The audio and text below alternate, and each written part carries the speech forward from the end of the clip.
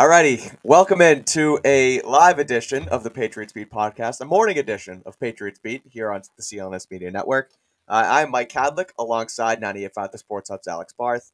We just spoke to Patriots head coach Bill Belichick this morning following the Patriots' 33-26 loss to the Vikings on Thanksgiving night. Bill not still giving us much. Won't dive into the Hunter Henry saga on the goal line. Again, it's morning, Bill, so you never know what you're going to get. But let's dive right into it. We're going to break this thing down: offense, defense, and special teams. Let's start with the offense. And I hate moral victories just as much as the next guy, Alex. But I want to start with the good here because the Patriots' offense actually looked like an NFL offense last night, which Yeah. was really encouraging to see. They scored 26 points. Offensive line, despite missing David Andrews and Isaiah Wynn, looked relatively cleaned up. They were able to give Mac a clean pocket for a majority of the game. He was only sacked 3 times, which you never want to be sacked 3 times, but it's certainly an improvement for what we've seen over the last couple weeks. And it allowed Mac Jones to realistically cook. Mac was really good last night. He completed 28 of 39 attempts, threw 2 touchdowns, did not turn the ball over. That's now 3 games in a row without an interception for Mac Jones, which is the longest streak in his career. So it kind of showed, I thought, that if they can keep him upright and call a decent offense around him, that, Mac's the guy here. And I know we loved Bailey Zappi and all earlier this season, but I think Mac showed a lot last night, and I was pleased with the offense overall. Yeah, no, that was kind of what me and you and a lot of other people have been talking about all year when people come in and they call us Mac homers and this and that. And no, when you give him time to throw, he can throw. Right. Like that's what we've been trying to tell you, and he did it last night. He had some great throws last night, some great individual throws. In terms of the moral victory of it all, I just look, that's a great game when you have a young quarterback to come out in that spot in prime time against a not bad defense and throw the ball the way he did, kind of go punch for punch with a veteran guy like Cousins, at least up until the end there. Yep. That's encouraging because you look at a performance like that, you say, Mac, hey, he's an NFL quarterback. You kind of are looking for those performances in year one, maybe early in year two. It sucks we're at the point where we have to reaffirm that he's an NFL quarterback, even though he probably was this whole time. He just didn't look like it because of what was going on around him. Right. But besides that, I mean, a lot of early season type mistakes from the Patriots in that game, which you don't love to see. But if we're looking at through the lens of Mac Jones, and I know some people were wondering, hey, are they going to need to go back and get another quarterback this offseason? No, because he can do that. He did it regularly last year when they had a good offensive line. When you assume they're going to fix the offensive line this offseason, and he can get back to doing that regularly next year, it'll be great. But he's got to get there. Somebody just said in the chat, and I think it's a great way to put it. Is it an encouraging victory, or was it an encouraging game? Yes. I wouldn't call it a moral victory, but if you want to call it encouraging, especially the way the offense has looked the first 3 months of the year, to see them go out and do that. Again, the Vikings defense, the Jets defense is great. Like the Jets defense is one of the best in the league. Vikings defense isn't that, but they're also not bad. Like they're a top half defense. So to come out and do that, it's encouraging. I won't go as far as a moral victory. For Mac personally, maybe, but anybody else, I don't know. Well, to flip the switch too, like you said, I mean the Jets. They only scored 3 points against the Jets last week, and to come out on just 5 days and to sort of be able to turn it around like that and throw up 26 like they did, and for Mac to throw the ball through the air for 380 plus yards, I mean, career high. Exactly, career high in passing yards. And I kind of want to, I don't want to completely bow down to him because I have been a Matt Patricia. I've been very critical of Matt Patricia this season. I don't think he's a good offensive coordinator. I don't really know what he's doing in the role. But they called a pretty good game last night overall, I thought. There was some holes, obviously, but overall I thought it was solid. Some play action pass at the right time. They ran the ball okay, I'd say. There were some holes, like I said, but they mixed in the deep ball as well, which we talked about earlier in the year when you saw Mac against the Ravens before he had the ankle sprain. When they push the ball downfield, he's accurate and can complete those 30-yard passes when they mix them in with short throws and add chunk plays into the mix, and it can happen. And you saw that last night. He also he spread the ball around the field as well to his guys. I mean, they had 5 players with 60+ receiving yards. Parker had 4 catches for 80. Ramondre again through the air, 9 catches, 76 yards. I mean, he's turning into an all-purpose back, and they're going to need that moving forward, which is too bad because Harris left the game with the hamstring injury. Yeah, was reportedly on crutches after the game. Exactly, yeah. So that's going to be tough. But Aguilar had 60 plus in the air. Hunter Henry had 63. Jacoby 62. So I mean, again, I thought they spread the ball around the field well, and they competed with, like you said, another high profile offense in the Vikings. Yeah. Well, let's remember too. You talk about not having Damian Harris. Mac didn't have his favorite target for most of that game in Jacoby Myers, and I saw some people asking, what his injury is. We don't have an update yet. I honestly would be surprised if we get one before Sunday, which is the Patriots next. The Sunday will be their Wednesday this week with the game on Thursday. The one thing I would say, he did come back in the game. They didn't play him a lot. I think he was only playing on third downs at the end of the game. But the fact he did finish the game, he was never ruled out, right? He came back in. He played a couple more plays. I think he was on the field for that final drive. I believe he was on the field for that final drive. Yeah, he caught the last pass. Yeah, so I would call that encouraging. I don't think he, felt great waking up this morning. Right. But dude's a warrior, first and foremost, and we knew that. But I would call that an encouraging sign just in terms of, will they have to play without him?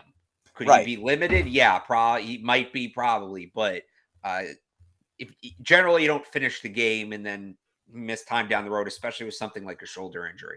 Right. I mean, at first it sounded like, at least reading on Twitter from the guys that were there, it looked like maybe concussion protocol, and then it was ruled the shoulder. So you're thinking, okay, did he break his collarbone? Is this a dislocation type deal? But I mean, like you said, joint. Exactly. But to come back in the game and be able to finish it, that's certainly encouraging. So yeah, offense. Just one more thing on the play calling though. Going back to the first series, I actually watched the game with my family. It's the first time I've been able to do that this year, and they were sick of me right away because the first series I kept yelling out what the plays were because there are things that me and you have been talking about, them bringing back things I've been writing about on 98.5 The Sports Hub. They, second play they go RPO, they pick up 7 yards. Then they run motion. They motion Tyquan Thornton left to right, and then they ran it back to the left, and then they ran a play action to the tight end. And then when they went slot seam to the speed receiver, and that was the touchdown. I have been calling for slot seam. That was Mac's bread and butter at Alabama. I've been calling for that slot seam, the speed slot look, like 4 co-hosts ago on this show. I was saying that they should run that.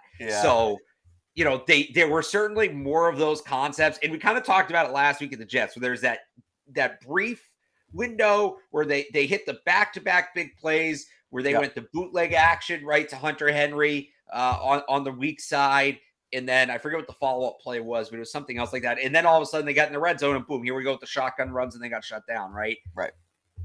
There was still, there were certainly more of the things we've wanted to see, certainly a lot more, but there still were a couple times where they got, to between the 25 and the 15-yard line, and they're just, shotgun sweep handoff, and it's not there. It hasn't been there all year. So encouraging, again, this gets to the point where it's encouraging, but still haven't seen a full game of it. So it seems like they're trending in the right direction.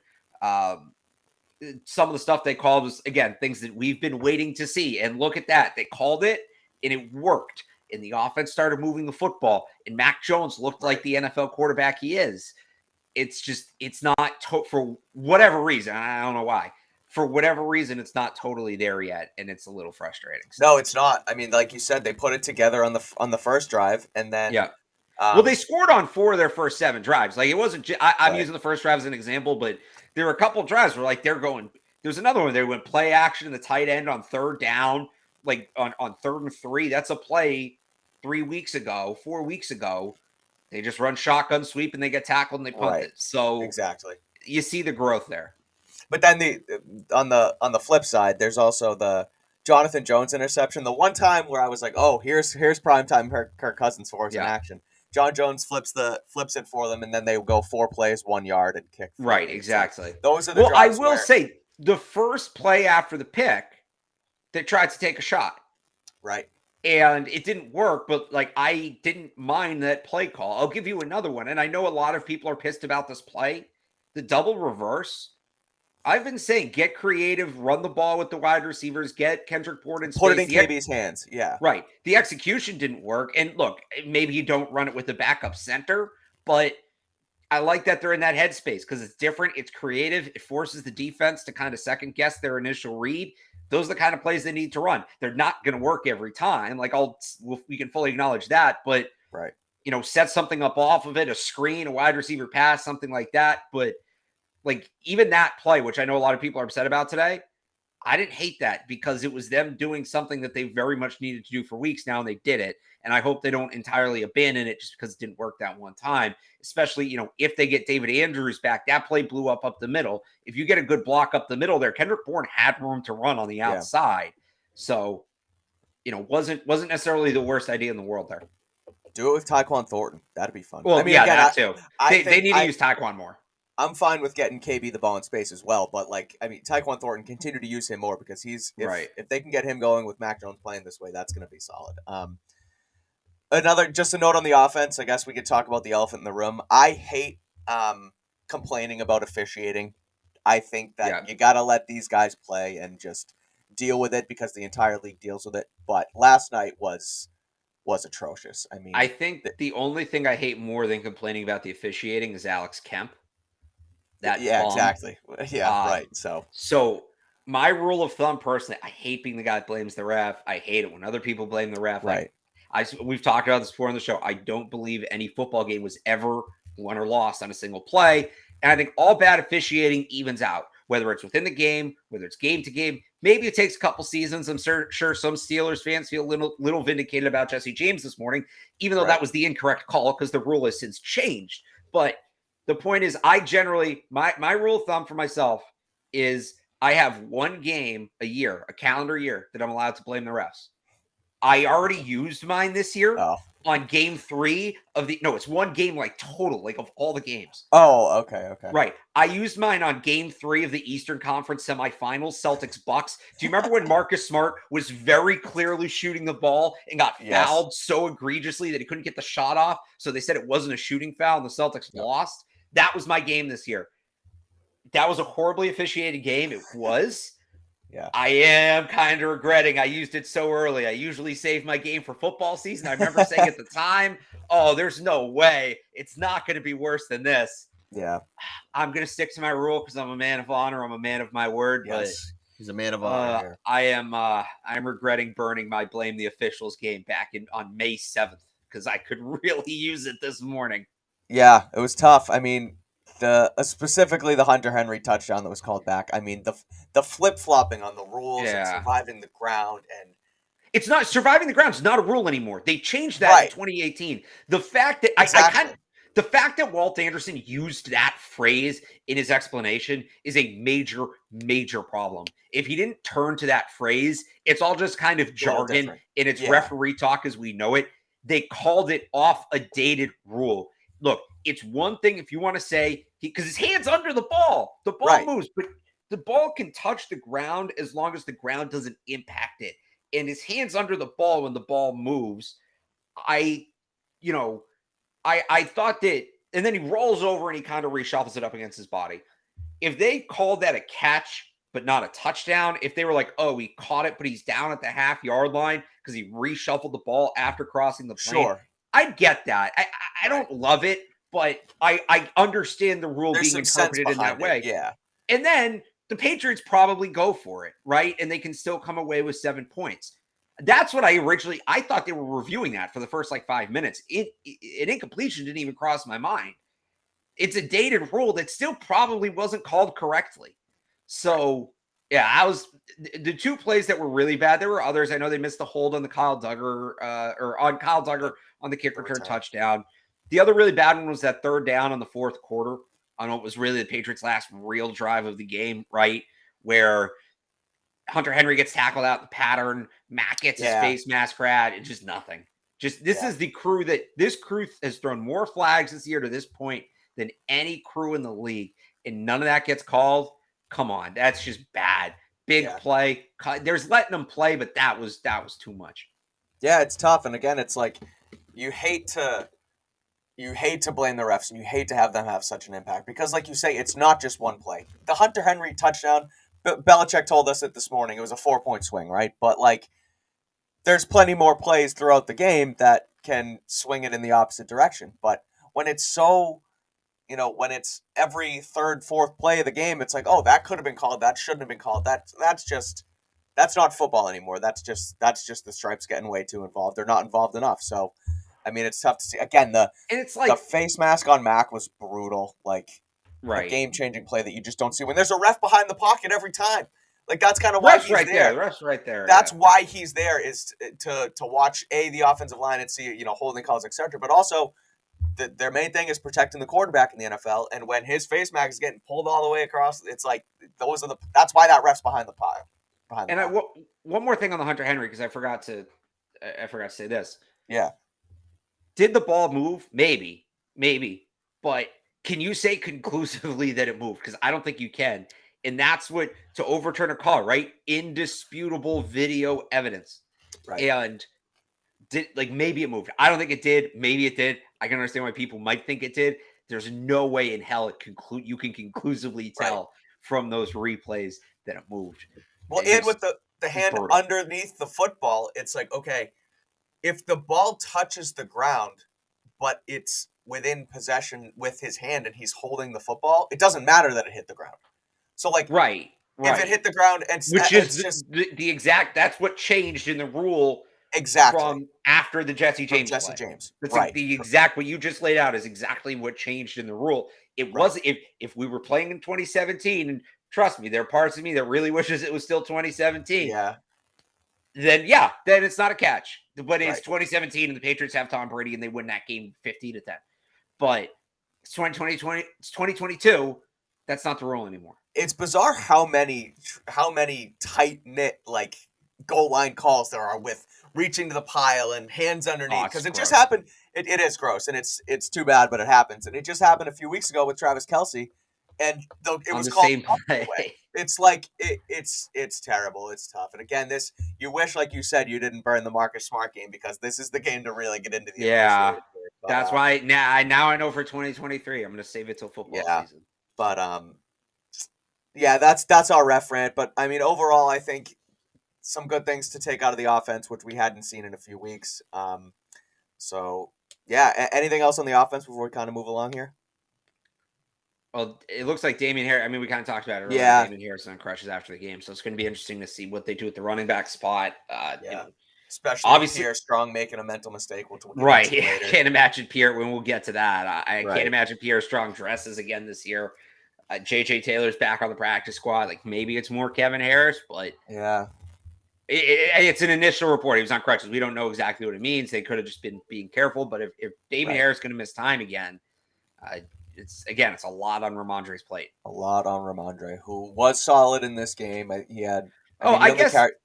Sorry, go Go ahead. ahead. Go ahead. I was just going to say Ramondre carried the ball 7 times for 36 yards, but his effect in the passing game is really exciting to see because they haven't really had that receiving back here in a couple years since James White sort of went down with the hip and everything. So Yeah. it's good to see him get involved in the backfield. But again, you don't want him to have all these touches. You want to be able to split the time with a guy like Harris. So that's going to be tough. The other thing, I mean, we should give the offensive line credit. We've bashed them enough this year. Mm-hmm. They played a good game, and Yeah, they did. down essentially 3 starters to come in and do that. You're on your third string right tackle. You're on your backup center. I mean, I got to go through and watch it closer, and they weren't perfect by any means, but we kind of talked about this before. Mac had time to throw the ball down the field when they wanted him to, and they did it Right. less, and they ran some quicker concepts that I think helped offset what the pass rush was doing. But, if the offensive line plays that like that the rest of the way, I still think they need it. It's still the number one spot they need to improve in the Sure. offseason. But if the offensive line plays like that the rest of the way, they're going to have a chance. Now, Buffalo next week might be without Von Miller. He got hurt yesterday. We don't have an update on him yet, but Yeah. that could be a break. So, whatever it was, you go in, all right, they're down Isaiah. When they're down David Andrews again, what's it going to look like? It looked pretty good. Maybe this is the combination. I still would put David Andrews back when he comes back, but maybe it's Yannick Adjust at right tackle and Trent Brown at left, and there you go. You just get going. So Trent had one tough play though up front he had where he it had was one, yeah, and it was a big play, but yeah, it was that was one of the 3 sacks where I think they ran a 5-step concept and he tried to he cut tried to cut block, yeah. yeah, and it was a disaster and it ends up But getting again, Max sacked, and that's one of those plays where it's one of the many plays that swing a game. It's not just one, but it like I almost can sit here and this is going to get me called a homer. The offensive line only made one bad play. That's huge. That's massive. That's major progress. right, And yeah, Trent Brown needs to be better than that. Absolutely. But right. Mac was sacked 14 times. 16 times. 16 times over the last 3 games. So I'll take one bad play and they Yeah, were fine the rest of it. It's progress. It's what I said before. I won't call it a moral victory, but I'll call it progress. It sucks we're yeah, talking about progress in late November, but it's progress. yeah. I agree. But before we get into the defense and special teams, that was the good. But now we got to sort of get into the bad, unfortunately. But Yeah. before we do so, let's talk about our friends at LinkedIn, Alex, because these days every new potential Send hire. Alex Kemp to LinkedIn.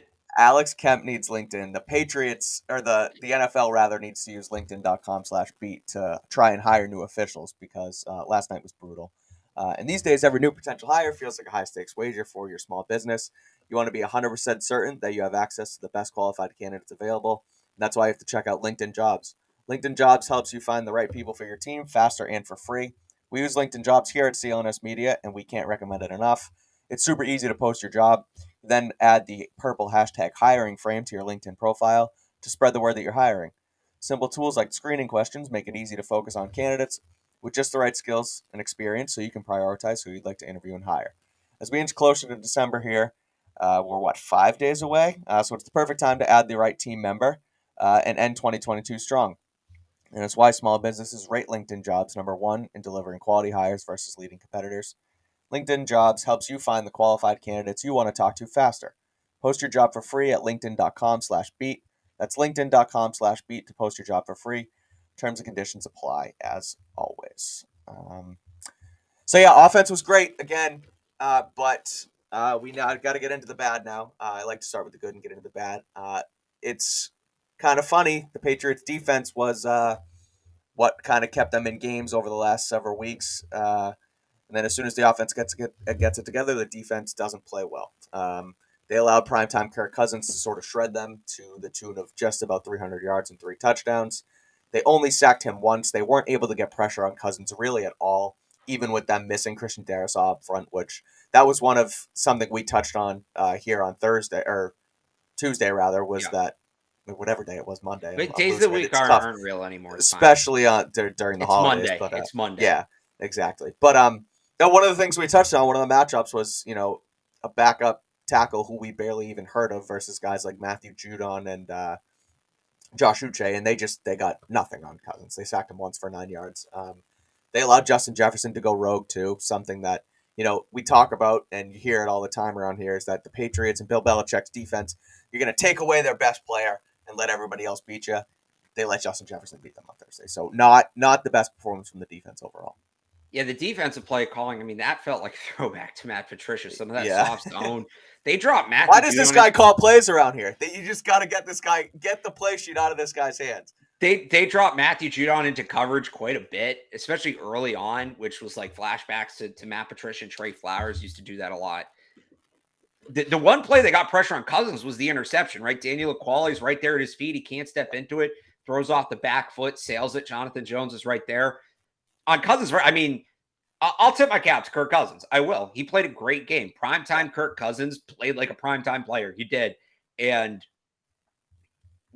I talked about coming into the week, getting pressure on him. What a big deal that was going to be. The massive difference in his numbers between throwing from a clean pocket and throwing under pressure.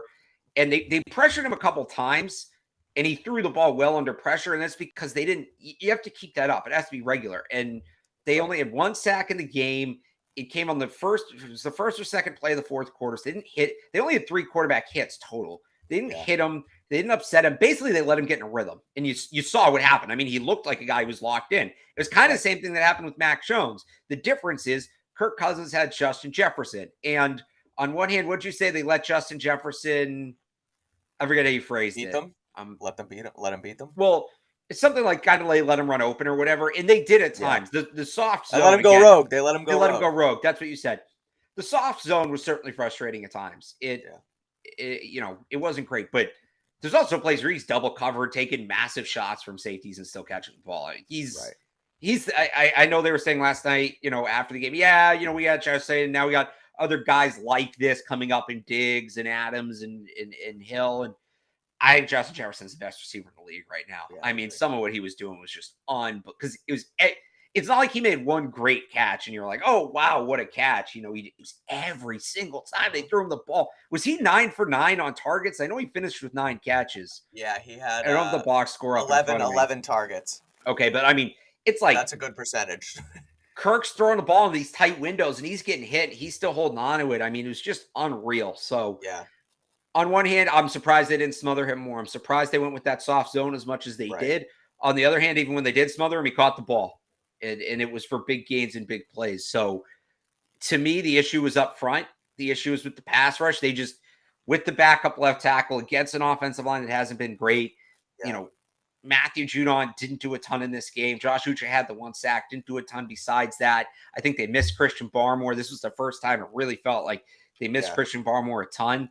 They faced a veteran quarterback. They let him get comfortable, and that's what happens when you do that. So, again, I'll tip my hat to Kirk Cousins in prime time. Kind of crazy to say that, but they didn't get the pressure on him, and he made them pay. To me, that's that. It's as simple as that defensively for the Patriots in this one. Right. Yeah, I mean, and again, you mentioned missing Barmore, and you mentioned, no lack of pass rush and, being up front, right? I mean, the run defense was actually solid. I think they only allowed the run defense is good, yeah. 2.1 yards a rush. They held Dalvin Cook in check. I mean, he had 22 attempts for 42 yards. He averaged less than 2 yards a pop. So, the run defense was good, but that doesn't really matter when you're getting shredded through the air and you still have 33 right. They didn't need to run the ball. Exactly. So, not only did Jefferson go off, but I mean, even when they did cover Jefferson, Adam Thielen had a day too. He had 9 catches for 60 yards and a touchdown. Well, they also had trouble with Hawkinson, yeah. I was just going to say with Hawkinson. Duggar. Yeah, Duggar struggled in coverage yesterday. He slipped on the one in the end zone, which I still don't think that's an excuse. Don't slip. I mean, you got to cover the guy, right? They slipped a couple times yesterday. Miles Bryant slipped on. Yeah. Was that Jefferson too? No, that was Rager. Yeah, on the one where Miles Bryant slipped. Yeah. So, again, Hawkinson had 5 for 43 in the touchdown on third down. Looked like they covered it up pretty well. It took Kirk a second to get through his progressions, but then he finds Hawkinson for the touchdown. Kyle Duggar slips. Right. But yeah, I mean, again, we've talked about they've had relative success covering tight ends with Duggar in the mix, but after giving him his flowers last week, Duggar struggled.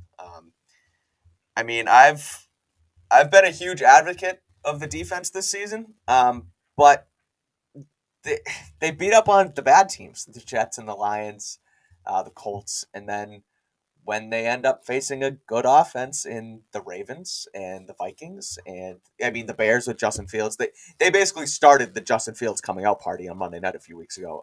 Right. Well, that worries remember, me. the Bears had a long week going into that game. They played on Thursday night the week before, and they entirely revamped their offense in that mini bye. So the Vikings since that with that offense have been a wagon. Right, and the Bears have been the Bears, yeah, the Bears, yeah, and so it's Bears. That worries me a bit. You have the Bills coming up, you have the Bengals coming up, you have the Dolphins coming up. Three of the better offenses in the NFL. I think they have the players to get it done, but it's almost like you said that the play calling was funky. They need to scheme it up better, and they need to play better against better opponents. Yeah, and it felt like this was such a good tune-up for the Bills too, right? Because you've got that star receiver, a good tight end, right, a quarterback that can make plays but is erratic at times. And yeah, Bills fans kill me. I compare Kirk Cousins to Josh Allen. But you know what I mean? Like it's a similar sort of the Bills run it at a much higher level, but it's a similar sort of offense. And they didn't play it right. They didn't. Again, the soft zone, the rushing three. I don't know what.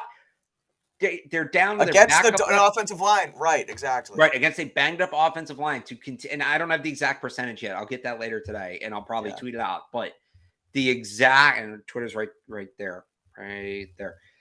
rushing 3 that regularly against that offensive line and against that offense, like I don't necessarily know what they saw with that.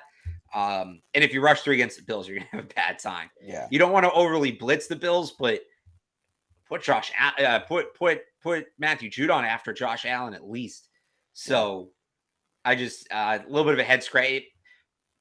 I feel like we're talking after this one. It's the same conversation we've had after pretty much every game this year. The difference is we're talking about the offense like we usually talk about the defense. Right. We're talking about the defense like we usually talk about the offense. The roles are just reversed. It's the same game. It was just, to use one of Bill's favorite phrases, it was a lack of complementary football. Right. The offense did its part. The defense and special teams did not. It's been the opposite for the most part this year. The defense has done its part. The offense has not. Special teams has been 50-50. Yeah. I mean, we can get into the special teams and basically, I mean, we could do it now. I think we hit on the defense really. I mean, again, you want these 3 phases to complement each other. And it felt like you mentioned, the defense had it all season, and we're waiting on the offense to turn the corner. We talk about it every single week. It's like, watch the tape, throw out the good, or throw out the bad, use the good, and put it all together. And then Kirk goes down, and they dice him up first drive, Justin Jefferson touchdown, gets the great Thanksgiving, what have you. And then Mac comes down and answers, and it's like, okay, they have the offense figured out now. Let's get the defense back on track. Justin Jones interception, some good defense last night, and then they go 4 plays for a yard, and it's like they need to complement each other better. And the special teams, we can do that right now as well. The special teams was a disaster, I thought, last night. Starting with the 97-yard Vikings kick return touchdown. And then Pierre Strong runs into the punter. Vikings score a touchdown on that same drive when they just stopped them. Michael Pilardi tried to flip the field once, and it was a 27-yard punt. Marcus Jones fields a punt inside the 5-yard line when he could have just let it roll into the end zone for a touchback. They get nothing off that drive. Marcus Jones specifically was good as a return man in this game, but that's one bonehead play from a rookie, that one of the many plays that can change the course of a game. So that's the special one teams needs to be better. And we can dig into the rest of that. I don't disagree that special teams needs to be better.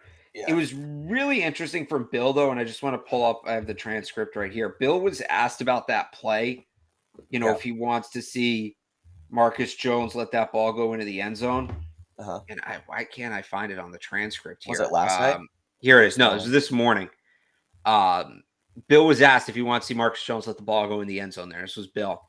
It was a tough one. In retrospect, I don't know. We end up getting it out to, I don't know, the 15-yard line, something like that, just a couple of yards.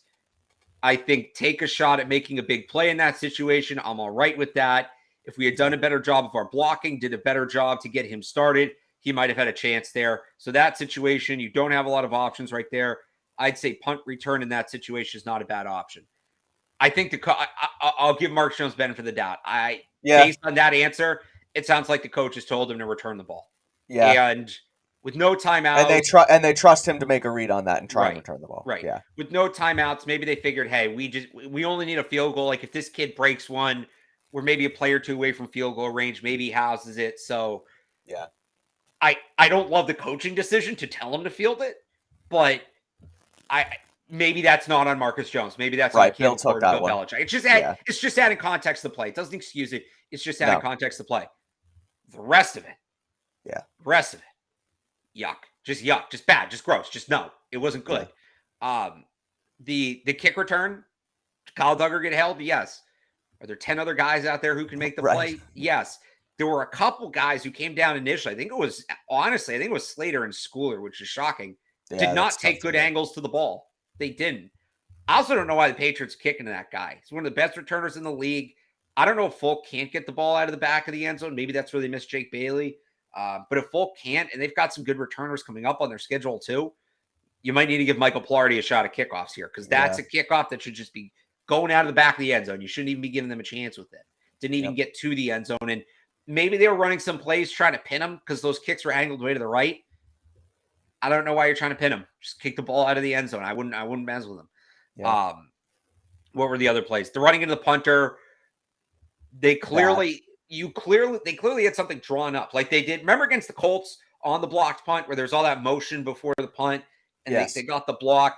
they clearly had something drawn up where they felt like Pierre Strong could have made a play in that situation, but he got too jacked up and he just ran right into the punter. He let himself get loose. You can't do that. You Can't have need it. to play controlled, right? You need to play control in that situation, especially when you know it's a 4th and 3. Like if it's 4th and really 6 or longer, call it 7 or longer. That's one thing. If you run into the punter, they're still probably punting, and if you need that little bit of a boost to make the play, like that's you see guys do that sometimes on the Right. 4th and really long, they'll sell out because it's not roughing the 5 yards, not automatic first down. Yeah, So they're be still it going to punt it again. Yeah, right. right 4th and 3. No, you need to be more controlled than that. Michael Pilardi did not have a good game in a dome after he kicked well in pretty rough conditions last week. I don't know what the Yeah. hell happened there. That was, I mean, we'll have to ask him about it. That was just weird. What am I? And then there was one other one. What am I missing? Uh, that's what I had. Okay. Kick return, It strong, felt like there Pilardi. was more. Yeah, It there felt was like there more. was more. But I mean, add something to the Pierre Strong play. Yeah. During in watching it on television, it was like, oh, here we go. The refereeing, the officiating rather, was so bad last night that it was like, Yeah. oh, what's this going to be? Because there was a play last week when Raekwon McMillan ran into the Right. punter, and it was bogus. So I was like, let's see the replay. Let's see what they're jacking up now. But that was That a was bad penalty. a bad. It was a penalty, and it was a bad play by Pierre Strong because Oh, again, go. no, go ahead. Finish. Go ahead. No, just that. I mean, you have to be smarter than that. You have to assess the situation, like you said. 4th and 3, get the ball back. Stay away from the punter. You have a beeline for him. Watch it, and once he gets that ball away, drop to the ground. Like do something other than getting anywhere near that punter's leg. And he did it, and they ended up scoring a touchdown on the drive. Well, what the coaching point there, what they teach you to do is to take the ball off the punter's toe is the Uh-huh. term. And basically, if you angle yourself, like to catch it off the toe, and the idea is if you angle yourself in that way, you're not actually angled at the punter. You're angled about 6 inches in front of the punter. And that way, when Right. you dive for the ball like that, your momentum takes you past him, not into him. And Pierre Strong, you watch the way he lines up, you watch the way he angles his dives right at Ryan Wright. So Yeah. that's again, it's poor execution. It's either not coached right or it's poor execution. The other Yeah. thing I was going to say is one of my keys coming into this game. The Vikings have not been a good special teams unit this year. They haven't been. Right. So this was a game where special teams was a chance for the Patriots to flip this game. Special teams did ultimately flip and heavily determine this game, but not in their way. That's not generally the kind of game you see the Patriots lose. These are all the mistakes that teams make against Patriots, right? Right. And it was Patriots making those mistakes last night. Yeah, it was tough. Again, it's like last week, the defense was awesome. The special teams won the game for them. The offense was bad. Get the offense right, and this team can succeed, man. And then Right. the offense Like gets it. complimentary football. Yeah, the offense gets it relatively right last night, and the defense and special teams kind of blow it for them. So this team can compete in the AFC if they pulled it all together. I think they showed that on the offensive side of the football last night. Anyway, the defense, I guess, this is just sort of my wrap up. Is like the defense. They played well against the Cupcakes, and then once the better offenses come through, they sort of struggle a bit. But that's not something they can't fix. And the special teams it's usually the Patriots' bread and butter. It's like, Belichick's is he's a defensive guy, but he's solid on special teams as well, and that kind of collapses. But if they get all three right, I mean, the Vikings are 9-2, and they played them down to the wire. They're a good football team. So the Patriots showed a lot last night, and I think there's as much as a loss stinks. You're 6-5 now. It gets harder and harder to stay in the playoff race. They do still control their own destiny, oddly enough, but Yeah, but I mean that means beating the Bills twice. That's a exactly lot. the Look, Dolphins, the Bengals, they have a tough schedule coming up still. if So they went out, if they went out, I don't know if they're going to be the Super Bowl favorite, but they'll be up there. yeah, Am I wrong? Like, I'm not saying they're going to win out, but like, no, if a team if they knocks were off, to win out, right? absolutely, they Like, they we're would have to be talking playing. about some flip got switched and there, so They'd be um, playing outstanding football. They'd have beaten the Bills twice, the Bengals who have a dominant offense, the Dolphins. I mean the Raiders stink, but like they would have to get through some quality opponents. So they're not going to win out, but if they do, in theory they make the playoffs. But tough to drop to 6-5 in that spot when you kind of had it there. It's just one of those games where you're going to kick yourself once you look back on it and say that's a game we could have had, and whether it's a changing of seeding in the playoffs or making it versus missing it. This game and like the Bears game this Right. season feel like two games that they could have had it, but And that's what I mean. I tweeted that last time. I called it a brutal loss. And yeah, friend of the program, Steve Peoples, kind of asked me on Twitter. It's like, they showed progress. Is it really like brutal? Like, I don't think they played brutally. It's not necessarily brutal. It was a good point by Steve. It's not necessarily brutal in the sense that, oh man, they're a brutal team. They're a bad team. Like, that's not what it was. It was like, right, you're right. When we go back, it's at the end of the season and they need a game to whether it's make the playoffs, it's a more favorable matchup, whatever it may be, right, this is going to be the game we go to and say they could have had this one. For a yeah, team in such a tight playoff race, it was a very winnable game, and they dropped it. Honestly, the equivalent last year is the opener against Miami, right, where they're yeah, down there. They have the field goal. I forget, was the field goal to tie it or take the lead? Whatever it was, late in that yeah. game. They had a field goal and Damien Harris fumbles the ball, right? And Oh it's yes, lost. yes, yes, And, yes. Okay, Max first start, sure. right, Max first start. And you go to the end of the year and they had one more win. They would have won the division.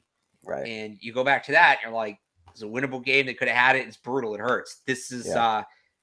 This probably ends up as that game this year. If they need one more game for whatever reason it is, seeding, making the playoffs overall, Right. this is going to be the game we point at and say that should have been that game. Yeah. But stuff to build off too, right? I mean, you got to get right back at it. It's something you think when you play on a Thursday, you have a long week coming up, but you don't because the Bills Nope. come to town next Thursday. Throwback week. Yeah. Back in the Patriots. Huge game, divisional matchup, AFC matchup. So, I mean, Buffalo won a tight one last night. Josh Allen again. Does it against the Lions, but a huge divisional matchup. Which, if they play on offense like they did last night, I think it could be another tight game. We'll see. I haven't looked at any look ahead lines in the spread and sort of what Vegas thinks, but a game that that would be a huge win if they can pull it off against Buffalo. Do you want to quickly touch on some college football before we get out of here? Because we I was have going to say, we rivalry weekend. probably, real quick, I wanted to look something up on the Bills game. The one thing I will Yeah, hit throw it. out there, current forecast for Thursday night, raining, winds about boy. 20 miles an hour. So, Throwback to last year's game in Buffalo. it wasn't raining for that one. That would have been fun. No, Let's yeah. do a quick college football minute and Boston Sportsman. I think we got to hit both here real quick. Okay, we have rivalry week coming up in college football, so Yeah. let's hit that because there's our backer. I want to make it festive here. Yeah. Rivalry weekend, college football, the game. Let's not bury the lead and let's talk about Michigan Ohio State because two Heisman First playoff game of the year. Yeah, it literally is. It's a playoff game. It's Michigan, Ohio State, two Heisman front runners ish. Two of the three Heisman candidates, I'd say, in C.J. Stroud and Blake Corum facing off on offense. I think it's Ohio State's game to lose again. I think that Harbaugh got them last year. It was his first win against Ohio State in his career at Michigan, but I think Ohio State's just too good right now. It's tough when they can score points like that, and Michigan. I mean, J.J. McCarthy's fine, but to have to rely on a run game to win a game against Ohio State, I don't love it. I mean, we'll see where that goes, but that's probably the biggest game of the weekend, like you said, first playoff game, really. Yeah, and Corum's banged up, and Yeah. I kind of agree with you. I know Harbaugh beat them last year, but I still just can't pick Harbaugh to beat Ohio State. Look, Right. I don't think this Ohio State team is as good as Ohio State teams in the past, right? They play close with Maryland. They play close with Northwestern. I don't totally buy it. If they get Jackson Smith and Jigba back, huge boost, like major boost. But I think Ohio State wins this. I don't think Michigan's there this year. I don't. I think it's a down year for the Big Ten in general. But Ohio State has C.J. Stroud. Honestly, I'll throw a third Heisman contender in there. I don't know if he'll win it, but he should be considered. That's Marvin Harrison Jr. Yeah, kid's stud. Honestly, he's the turning point for me. I think Marvin Harrison Jr. makes enough plays. Michigan, I love Blake Corum, but he can't create those explosive plays as regularly as Marvin Harrison Jr. does. I think it's just harder to do as a running back. Right, exactly. It's the nature of the position. Yeah. And by the way, Harbaugh's game management last week was horrible. Yeah, it was. And he's done that a couple times this year. That one could have got away from them. Yeah. I think this game comes down to Marvin Harrison Jr. makes a big play or two, and Michigan shoots themselves in the foot at the end of the game. So, typical Ohio State, Michigan. Let's do the Iron Bowl because Alabama's what, sixth in the country, seventh in the country right now, but Yeah, they they're out of the playoff, but there's people are talking that they can still get themselves into this eh, thing somehow. look, I love Alabama. I do. I want them to make it. I want Nick Saban to make the playoff. They're not going to Yeah, because there's Tennessee's still ahead of them. Like realistically, I'm not. yeah, I don't remember if they're ahead of them in the rankings. I don't think they are, but Tennessee beat them. Tennessee right. beat them. And Tennessee beat Tennessee's LSU. ranked 10th now. So Where's Alabama? seven, Okay. seven. Tennessee beat them. Tennessee beat LSU, who beat them. I just, LSU and Tennessee, and of course Georgia are all ahead of them. I don't the traditional powerhouse that's going to have the backdoor way in. As much as I say I love Alabama, I want Nick Saban in. The guy I don't want anywhere near it because I can't stand him is Dabo, and he's going Yeah, to have I a chance know. to backdoor his way in here. And I am a huge South Carolina fan right now. I burn Spencer any Rattler. Let's any of the go. tape. I've never said anything bad about Spencer Rattler. Neither of us, Mike. Right? No, hell no. Ghost? No, never, never. Huge South Carolina fan this weekend, but Clemson's going to have a chance to backdoor their way in. I think ultimately, and we did this last week, right? We had this nice, tidy Oh little yeah, playoff picture, and it was all laid out. And then yeah. Statement Saturday Put a was bow on great. it. It was a mess. I think the way it works out right now, Georgia gets by Georgia Tech, right? They That would should be get good though if Tech can take them off. That would put that. See a that? chalk in I the mean, hat then right it there. all goes to the wind. Then it all Yeah, goes to the wind. And I think Georgia's going to beat LSU. yeah, I know I said maybe LSU can hang in there. I don't know. yeah. We'll I see. think you're looking at Georgia, the winner of Ohio State, Michigan. They're going to have to put TCU in if they win out. And then if USC wins out, and that's the toughest one Yeah, because you never know in the Pac 12, but if USC wins out, those are the four teams. The only place it gets tricky is if Michigan beats Ohio State and it's close yeah, because the committee will default to Ohio State, right? But if you have a Big Ten undefeated champion Michigan, an Ohio State team that barely lost to them, you set up a rematch in the semifinal of right. 2-3, and then it comes down to is it one loss USC, Pac-12 champion, one loss USC, or undefeated TCU? And I really think the committee might go USC there because of the brand name and Yeah, because they've been playing better football here down the right. stretch. So That USC Notre Dame game this weekend is huge. I sneaky think big, that's yeah. I gonna don't be a know. Notre Dame shouldn't be ranked as high as they are. They have two brutal losses on their yeah, schedule. I also think Clemson's overrated. I don't think that's as big of a win as people are making it, but it's Notre Dame, so they're going to be where they're going to be. right. But yeah, no, that's a big game. Yeah, that's sort of like if like you said, if USC can win out and Right. Notre Dame or last week UCLA, then Notre Dame, then Pac-12 championship, they're gonna get themselves in. But if they lose, like that makes it interesting with the Big Tens and TCU, and you never know with Alabama, depending on Right. USC loses and Alabama passes them, and if LSU loses to Georgia, I mean it. I think that USC Notre Dame game is huge for the Yeah, entire playoff I picture. guess we could come in, and I don't think this is the most likely situation, but I could totally see it. I think it's on the table. It comes down to if there's a situation where it's one spot for undefeated TCU or one loss Pac 12 champion USC, which way is the committee going to go? I love this TCU team. I love Max Duggan. I really do. Yeah. I think USC is good as well. It's fun rooting for TCU right now. I think the committee could go USC.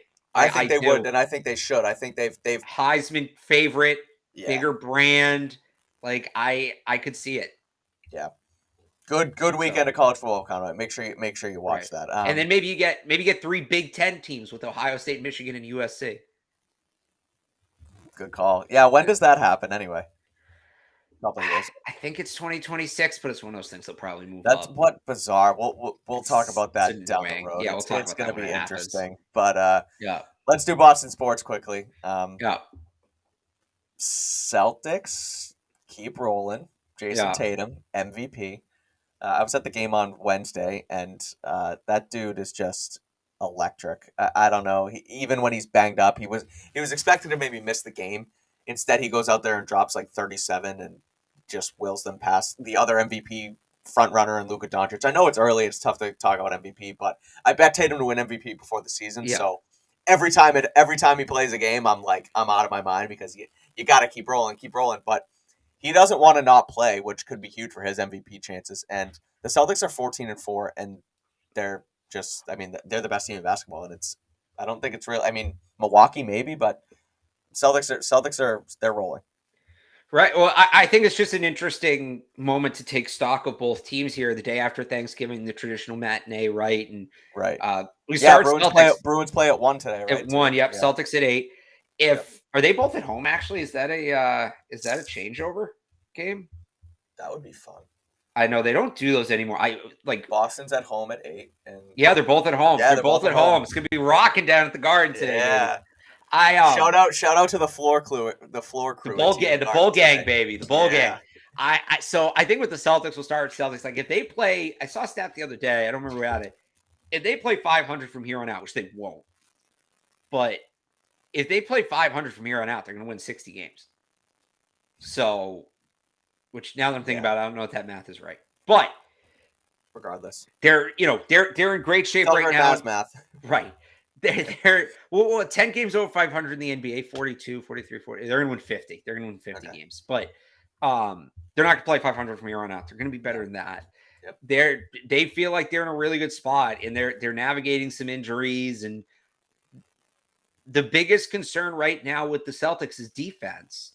And I'm very okay with that because they're without arguably their best defensive player. I know Marcus Smart was defensive player of the year a year ago, and I am a huge Marcus Smart guy, but he was able to do a lot of what he was able to do last year because he knew he had Robert Williams behind him, right? He was able to play very aggressively, and the two of them make each other better. I guess I shouldn't say best defense player, but the two of them make each other better. It increases the level of the overall level of the defense. So I'm not worried about that. And boy, can this team score. And, somebody said to me the other day when I'm like, when they get Robert Williams back, it's going to help the defense. I'm going to say, yeah, but they won't be the same offensively. They won't. Like Rob's a pretty good offensive player. Yeah, he can contribute on that. He's gotten a lot better. He made early in his career was liability offensively. He's come a long, long way. He's lobbed Williams for a reason, right? So I think the Celtics are in a really good spot. And when it comes to the Bruins, I know, American Thanksgiving's a big checkpoint in the NHL, and they're kind of in good shape. And I think getting Swayman back is huge because they can let Olmark rest up a little bit now. Charlie, I know they had a rough night the other night. Charlie McAvoy is playing excellent, excellent hockey, which is massive.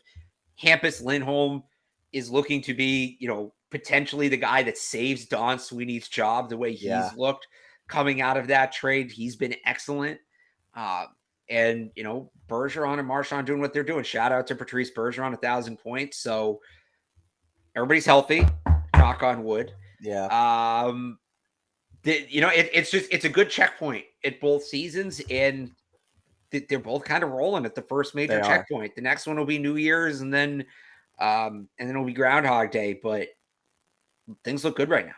Yeah, the thing with mentioning the goalie situation with the Bruins is huge because Olmark, I think he's the favorite to win the Vezina right now, but he's only played, I think, I don't know the number off the top of my head, but he's never played close to a full goalie. Right, season. He's always been a backup goalie. He's always backup, a platoon type guy, and he was getting a lot of run early here because of the Swayman injury, and he played well. Don't get me wrong; he's playing great hockey, but can he sustain that if he has to, carry the load the entire time? So getting Swayman back in that spot to be able to spell him is huge. Again, like you said, McAvoy and Lindholm on D, they're studs. The offense is actually scoring goals for the first time in what feels like years. Even with a guy like David Pastrnak, but you have secondary scoring there. It's a lot more fluid of hockey. It's almost when Claude Julien was here, they kind of hit a wall, and so they got rid of him. And then Cassidy came in. There was a jolt of life, but they still sort of struggled to put the puck in the net as consistently as you would like them to. Cassidy's gone, and now Montgomery's here, and it's like they have that life again. So this feels like a really good spot with some aging veterans, but some solid veterans still playing great hockey, mixed with a young crew and guys like Lindholm and McAvoy and Pastrnak. 17-3, best record in hockey. Yeah, it's like you said, it's early, and this is a solid checkpoint to take a look at it. But they're kind of, and to talk about the offense, like you're saying, Ty Anderson calls it globetrotter like. Ty Anderson, 95 Sports Hub. It's kind of the same thing, right? The Bruins and the Celtics, these traditional defensive smash mouth teams, they're just coming out and Yeah, track racing everybody, and it's working. yeah, So see how long it can hold up. But they both, the thing is, they both have the horses to do it. I'm the right, first one to sit here and talk about, oh, it's not sustainable. It's not sustainable. Well, Celtics arguably have the best 1-2 duo in the league in Jason Tatum and Jaylen Brown. right, Bruins have one of the most electric goal scorers of all time in David Pastrnak, a couple of future Hall of Famers. They got two of the best young puck moving defensemen in the game. It does feel sustainable. They're good teams with good rosters. right, So that's why it's exciting. It's not like they get out to this run. Like a couple years ago, Celtics had a start like this, but it didn't match up to the personnel they had. right. And so you were kind of just waiting for them to slow down. Eventually they did. This is what a team with this roster should look like for both the Celtics and the Bruins. Right? The Bruins do this all the time. They outplay their roster early in the season, Right. and then they come back down to earth in the spring. They win a President's Cup and then they lose in the second round. Right. Yeah. Both more so the Celtics than the Bruins, I would say. Yeah. Or both of these teams are playing up to their rosters. Right. So that's why it's so exciting, because this doesn't feel like a fluke. Right. It maybe like to this extent, maybe a little bit like I mean, 17-3 hockey's right. tough. 17-3. I think the Celtics are what 14-4. 14-4. They're not both going to win 78 games or whatever that pace is. I'm not going to do the math again. They're not going to both going to win in the 70s, but right. Playing this dominantly on a regular basis feels sustainable for both teams because of the roster. To get out to this hot of a start, it allows you to pan off a little bit and still or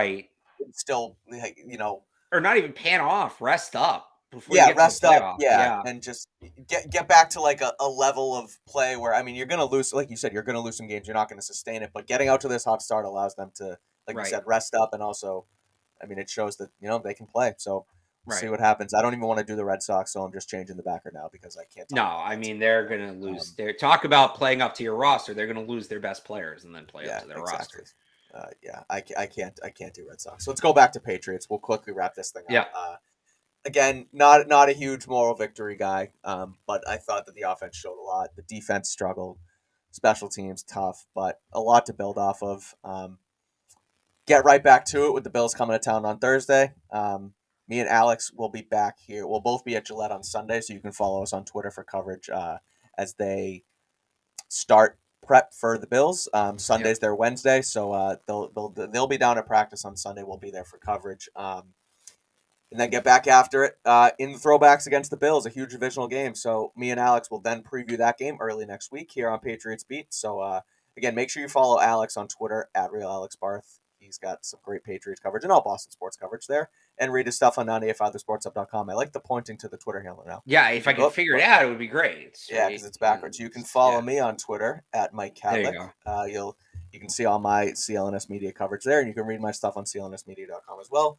Wrote a quick takeaways column last night and also talked about Mac Jones being the guy in Foxborough. So, again, me and Alex will be back to preview Pat's Bills next week. Until then, we will see you guys. Hope you all had a happy Thanksgiving and enjoy. Go watch college football this weekend because it's awesome. Go enjoy the weekend of sports.